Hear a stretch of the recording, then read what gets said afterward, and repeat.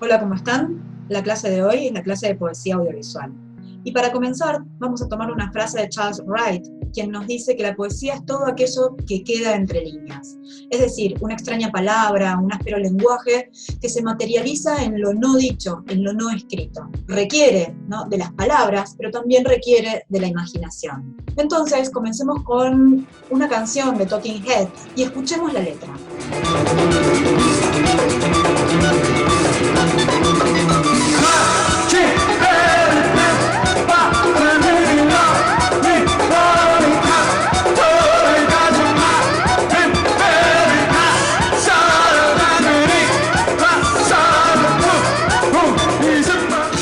Acabamos de escuchar Isimbra o Ay Simbra y tal vez se nos dificultó entender la letra, que por lo general es en inglés. Y aquí el primer verso dice Gachi Beri Bimba Clandridi. Tal vez podamos pensar que es otro idioma, pero no. Lo que hace el grupo es tomar de referencia a Hugo Ball, un poeta del dadaísmo, quien fue el fundador de lo que se llama la poesía fonética, es decir, tomar fonemas y articularlos sin ningún tipo de significación. Lo que estaban haciendo en las vanguardias en general era producir justamente un efecto de visibilidad a partir de lo que se llama el grado cero de la forma y el sentido, o sea, encarnar lo visible a partir de la nada. La poesía sugiere más de lo que dice. En este sentido, Robert Stamm nos dice: si el lenguaje estructura el mundo también estructura y da forma al lenguaje.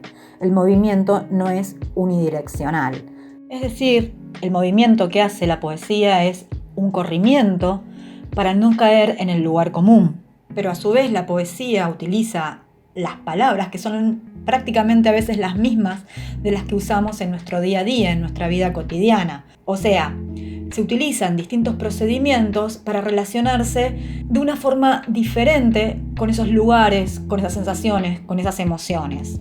Y así como el poema escrito genera estas relaciones, también lo podemos pensar cuáles son las puestas en escena, los nexos en el montaje, los diferentes puntos de vista para generar poéticas a partir del lenguaje audiovisual, que también es un lenguaje que utilizamos cotidianamente. La puesta en escena a veces puede generar ciertas tensiones y jugar entre lo ficcional y lo documental. También esto sucede en la fotografía, por ejemplo, en este libro de Alessandra Sanguinetti, podemos ver ciertas relaciones en la puesta en escena entre lo humano y lo animal, entre cuerpos opuestos, entre mezcla de juegos y poses, el disfraz. Acá hay imágenes que tensionan desde lo simbólico esta relación ficcional, la pose para la foto, pero a su vez lo documental, ya que la fotógrafa es muy amiga de estas dos niñas y crecieron juntas y las retrata a lo largo de la vida. La fotógrafa trabaja a partir de los objetos cotidianos de estas niñas. Y lo mismo podemos decir de varios poetas, sobre todo la generación del 90 acá en la Argentina, la cual es una generación no estilista, totalmente desvinculada a veces de lo político, con un lenguaje llano y degradado, pero que en realidad quiere discutir con esa frivolidad de esa década desde un lugar más lúdico. Por ejemplo, es el caso de Roberta Iannamico, quien utiliza el lenguaje coloquial, pegado a los objetos, una perspectiva a veces kitsch, y sus poesías a veces están vinculadas con la infancia y a veces con la naturaleza. Leamos este poema. Un perro blanco bajo las nubes de tormenta relumbra más. Es casi plateado, como las colas de zorro del arroyo, por el que a veces anda. Tal vez al leer este poema se nos viene a la imaginación una sola imagen: un perro blanco, un poema en blanco y negro, un paisaje en blanco y negro. Se puede ubicar a esta poeta en la corriente del objetivismo, es decir, no ponen ideas en la poesía, sino en las cosas de esa poesía. O sea, dejan que las cosas muestren mi concepción del mundo, no los sentimientos. En este caso, el perro blanco. Tanto en la obra de la fotógrafa como en la de la poeta, vemos que los objetos que rodean en nuestra vida cotidiana pueden dar cuenta de nuestra esencia. Ya Pasolini había dicho que la primera lección de cine se la dio una cortina, el movimiento de esa cortina. Algo simple de lo cotidiano que puede generar una imaginación a partir de la sensorialidad de esos objetos. De hecho, a veces el lenguaje nos posibilita generar imágenes poéticas que no existen en la realidad, ya que se basan en la sensorialidad que transmiten. Ahora bien, ¿cómo generamos entonces imágenes audiovisuales desde la poesía? Por eso aquí vamos a tomar a la poesía como una lógica, no como un género en sí, como una forma relativamente cerrada que se puede volver a hacer, sino como una lógica, un modo de ver, un modo de construir el mundo. Tanto la foto como la audiovisual captan algo que formó parte de la vida, a partir de lo espontáneo, del azar o a su vez desde la puesta en escena construida, pero capta un instante, capta un fragmento de tiempo. Ese fragmento de tiempo del pasado nos llega impreso en una fotografía o lo podemos ver en una imagen audiovisual.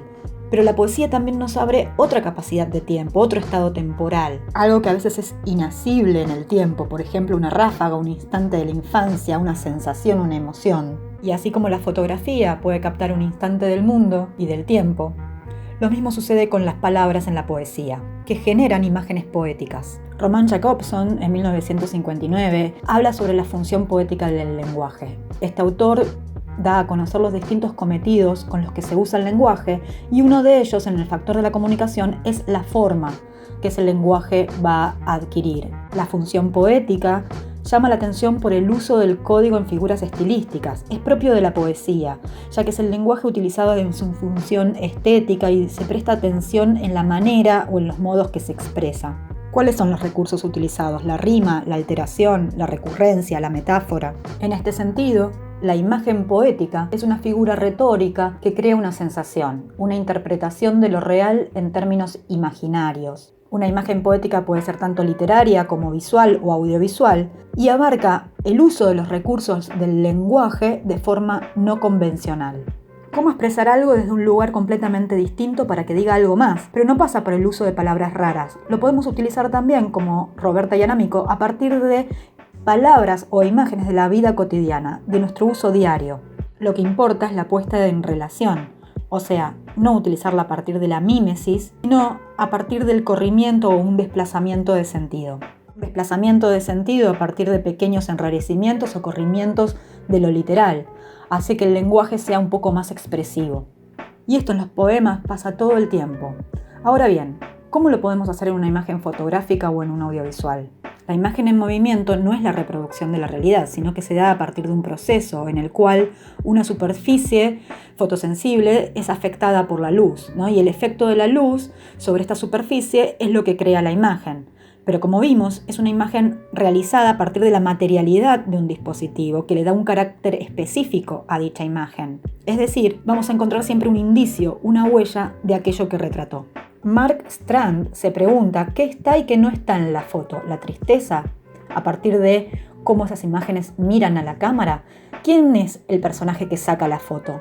¿Quién está ausente en esa foto? ¿Qué nos pulsa de esa imagen? Strand toma el texto de Barthes La cámara lúcida, el cual incluye la recepción. Es decir, no para todos una imagen significa lo mismo. Hay quienes les punza más y a otras personas no les pasa nada. Esto se ve claramente en las imágenes familiares, que están cargadas a veces de significación.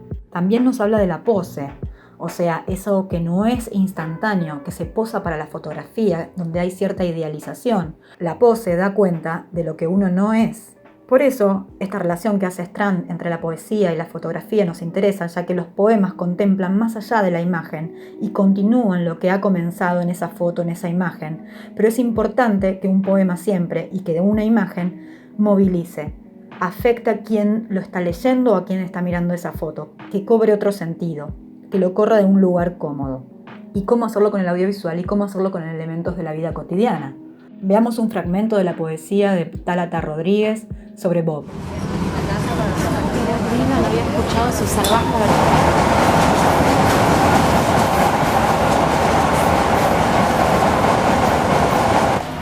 Supo que Bob Dylan le había cantado su salvaje versión otra vez. Supo que Bob... No. Supo que Bob Dylan había... Supo que Bob Dylan había escuchado su salvaje versión de Ire Me Baby.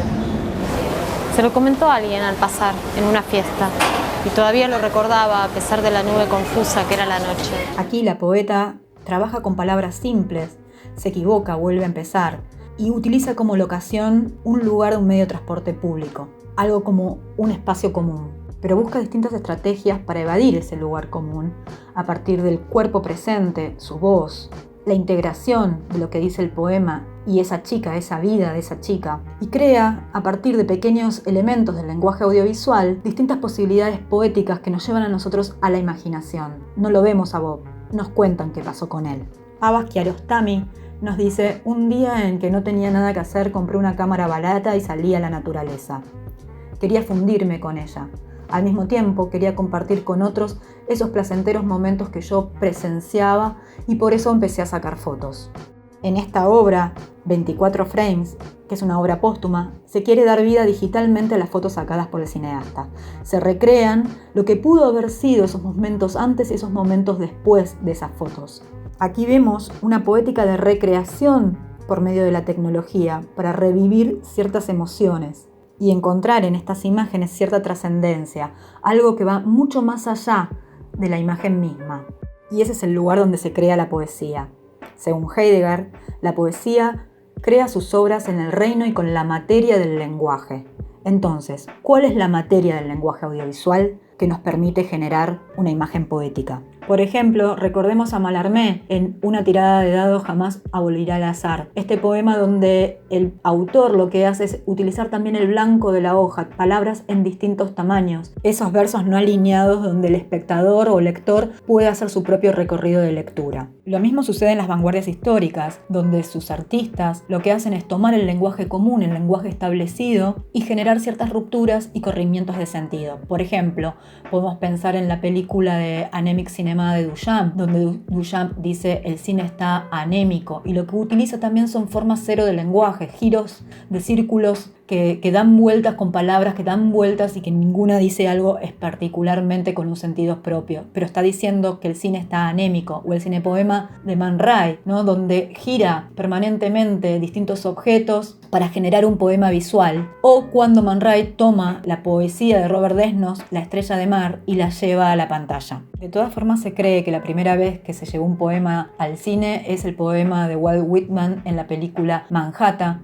donde vemos una sinfonía sobre la ciudad de Nueva York y en los intertítulos frases del poema de este autor. De todos modos, Man Ray también trabajó en lo que es la poesía sonora, por ejemplo en este poema fónico mudo, el cual no se puede leer, que también retoma un poema anterior de 1905. Algo parecido sucede en el futurismo, cuando Marinetti toma palabras como sang, tum, tum, y genera también poemas con tensiones entre lo visual y lo sonoro. O Carta Océano, de Apollinaire, que habla de la radio a partir de un poema que tiene que ver con mandar mensajes de un lado y el otro del océano. O el poema editado en radio de Quintanilla, que es Poema inalámbrico en 13 mensajes, que el poema está dado a partir de mover la perilla de la radio y generar así, con ese ruido de la sintonía, una poesía.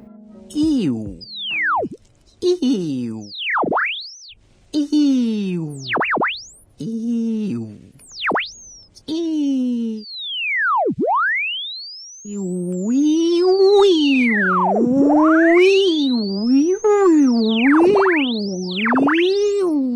Lo mismo sucede en las vanguardias de posguerra después de la Segunda Guerra Mundial. Se vuelven a cuestionar el lenguaje y también el lenguaje audiovisual. Por ejemplo, Tratado de Baba y Eternidad de Sidori Su habla del hacer del cine, cómo se hace una película, cómo hacer la mejor película, pero también intervienen los fotogramas, interviene generando distintos tipos de poemas visuales dentro de la propia película. También podemos pensar Campanas de la Atlántida de Ian Hugo, donde Anaïs Nin interpreta sus propios poemas y todo lo sonoro está trabajado a partir de esos sonidos electrónicos que pueden similar a sonidos debajo del agua. El trabajo a partir de la materialidad sonora es clave para la dimensión poética de esta pieza audiovisual. Float, stand on gunless toes, listening for distant sounds. Lo mismo sucede el trabajo de la materialidad del flujo televisivo que utiliza Nam June Paik en su exposición Music Electronic Television. La dimensión poética se da a partir de la manipulación de los distintos elementos materiales propios del audiovisual. Estos ejemplos de cinepoemas, poesía sonora y videoarte se caracterizan por la ausencia del eje causal temporal que existe en el cine clásico. El sistema estilístico de los cinepoesía lo que hace es un tipo de narración completamente diferente a las demandas del sistema argumental. Sin embargo, también podemos encontrar películas donde la función poética cobra tanta importancia como la argumentativa. De hecho, podemos pensar que no existen por ahí cinepoesía completamente puros, sino que siempre hay una combinación entre el argumento y la forma poética. Y también dentro de películas que pueden ser completamente argumentativas, puede haber frases o secuencias que tienen que ver con la poesía. De hecho, la forma poética se puede dar el lujo y la libertad de jugar con la mayor cantidad de recursos estilísticos del cine para crear otros ambientes, otras sensaciones y otras emociones en los espectadores. Hay varias películas que vinculan una narración argumental con funciones poéticas o con fragmentos que tienen que ver directamente con poesía. Podemos pensar en Las alas del deseo, podemos pensar en El árbol de la vida, podemos pensar en Hanesu, películas que por ahí citan directamente a un poema, o películas en las que se van construyendo a partir de fugas, de relaciones, de puestas en tensión de las imágenes, donde se combina el presente de la ficción con el pasado de dicha ficción a partir de yuxtaposiciones y articulaciones del montaje que son propias de la función poética del lenguaje. De hecho, en un poema, cada verso construye una imagen diferente, y un poema es el montaje de dichas imágenes. En el cine sucede lo mismo, a partir de articulaciones, anomalías, interrupciones, trabajo con el fuera de campo, se va generando distintas frases o poéticas o argumentativas que se ponen en tensión buscando otra dimensión del tiempo, otro manejo del tiempo, y así generando una fuerte relación entre lo que es cine y poesía. Para Nick Cave, un poema puede asistir a un tiempo fuera del tiempo, es decir, un tiempo que está por fuera de lo cotidiano, de lo diario, lo cronológico. Por ejemplo, el tiempo del sueño. Un poema tiene que ver con una acción poética que posibilita una experiencia de lo invisible, ver algo por detrás del mundo de las apariencias, atravesar eso visible. Como decía Pasolini, lo poético en el cine revela lo que está oculto. De hecho, como Lee se pregunta cómo puede hacer el cine para sacarse de encima esa objetividad positivista de representar la naturaleza tal cual, entre comillas, es. La respuesta que da es tratar de tejer y construir relaciones abstractas, no representativas, no visibles, acceder a relaciones ocultas, a vínculos nuevos que están por detrás de esa realidad. Como ejemplo podemos tomar las correspondencias fílmicas, que son cartas audiovisuales que se mandan entre directores, y podemos ver el caso de José Luis Guerín y Jonas Mekas. Guerín lo que hace es trabajar una carta hacia Mekas, pero a partir de la admiración que él tiene hacia este director. Trata de complacerlo, escribe notas, tacha. ¿Cómo se tacha en el audiovisual? Además juega con la luz como azar, y el ejercicio de diálogo lo encuentra a partir de una zona de escritura, de enfoque y desenfoque. Primero piensa en lo que Mekas le gustaría y luego lo realiza. Recorta esa mirada.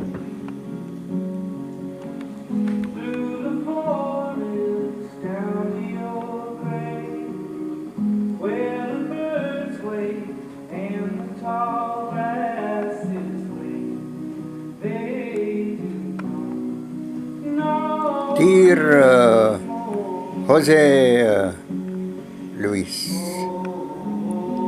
thank you for your letter. Now here is my little letter. En cambio, Mekas le contesta desde otro lugar, con momentos cotidianos, y se pregunta por la realidad a partir del dispositivo audiovisual. Se escucha también esa manipulación de la cámara, las manchas, el foco, el desenfoco, la suciedad. No da ninguna concesión a filmar de forma convencional. Mekas lo que hace es contrastar con la carta audiovisual de Guerín. Guerín es más formal, lleva una fórmula que pretende cierta imitación. En cambio, Mekas lo que hace es lúdico, fluido, genuino, incluso desde el humor, desde las notas, sin puntuaciones fílmicas que se alejan de la fórmula o el formato, el deber ser de la pieza de Guerín. Mekas trabaja desde lo cotidiano, desde la vida misma, todas esas actitudes, el tomar vino y que el vino también se puede caer y manchar. Podemos recordar las distintas películas en las que Mekas trabaja el audiovisual como si fuera un diario, pero utilizando siempre sus mismas imágenes, el material de su vida que lo va archivando y volverlo a utilizar con voz en off que le cambia el sentido. Una voz en off poética, pausada, que repite palabras, un uso del lenguaje diferente, que lo que hace es reflexionar y aportar siempre más información que la que hay en la imagen, amplía el sentido. Es decir, devela lo que está oculto, como hace la poesía. Mekas se pregunta de qué manera uno está en el espacio, y él elige pequeños momentos de lo cotidiano, del núcleo común, y a través de un montaje muy artesanal, va dando ese otro lado y va dando su propia experiencia de esa cotidianeidad. Mekas nos propone el ejercicio de filmar y escribir, es decir, capturar los momentos en las imágenes y luego, a partir de la voz, expresar esas experiencias inexplicables y que están por fuera de esas imágenes. Lo poético no da significados cerrados y significativos, sino que obliga a pensar, habla desde otro lugar, sugiere. Incluso puede tomar el lenguaje políticamente, sean palabras o sean imágenes audiovisuales, para decir algo que nos saca de la comodidad en la que estamos percibiendo las cosas, de la comodidad del discurso hegemónico. La poesía no dice directamente, por ejemplo, no subrayar con las imágenes lo que se dice con la voz, sino decir otra cosa. La dimensión poética está en el orden de la sugerencia, de lo perturbador, de esa relación entre el saber y el no saber, el decir y el no decir. A diferencia de películas argumentativas, que están basadas en el mero entretenimiento, las películas que tienen que ver con la poesía nos obligan a pensar, trabajan desde la ambigüedad, hablan a partir de ciertas fugas del lenguaje. Pero ¿cómo decir algo cotidiano desde otro lugar? La poesía audiovisual se vale de los elementos del mundo nuestro de todos los días, sin embargo, cuestionan la relación entre ese mundo y el lenguaje. Los recursos del lenguaje audiovisual permiten una infinidad de combinaciones posibles.